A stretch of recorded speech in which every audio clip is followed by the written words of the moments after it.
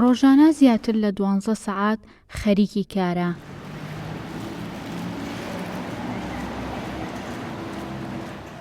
کاری دروستکردنی ناوساجیە 5 ساڵ زیاترە ئەم کارە دەکات. ناوی تریفە حاتەمە. 5 ساڵە لەم مەعمەلەی شەکەم مەعمەلی نانی تیریە. زۆر خۆشە ئیشەکەشمان جەماعەت ژنین بە یەکەوە ئیشەکەین لێرە. ئیشێکی زۆر خۆشە.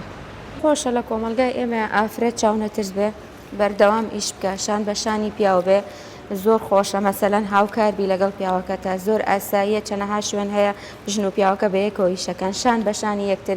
یعنی ژنی ئێمە بوێرە گەر بێتە دەرەوە ئەتوانێ ئەوە بکە زۆر ئاساییە زۆر خۆشیشە تۆ بتوانی شان بە شانی پیاو ئیش بکەیت. سەرەتا زۆر بە سادەیی دەستی پێکردووە. ئامانجی گەورەی هەبووە. دوای چەند ساڵێک بۆتە خاوەنی کارگا کە ڕۆژانە سەرقاڵی ناوساجی و بەرهەمهێنانی نانی تیری و ناوەشکێنن. نانی تیری دروستەکەین هیگەنم هیجۆ نانی هەورامی ناوەشکێنە کەلانە ناوساجی.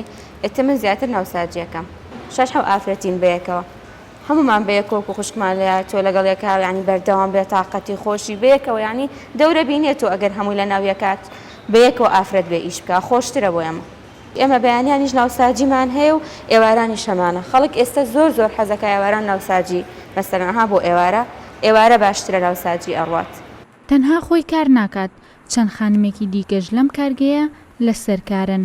بەوتەی ئەم ژنانە دەبێت ژنانیش ئامانجەکانیان بکەن بە کردار و بتوانن هاوکار و پشتیوانی خێزان بن لە دابینکردنی بژێوی ژیانیان. هێژین لەتیف، گەلی کوردستان، سلێمانی.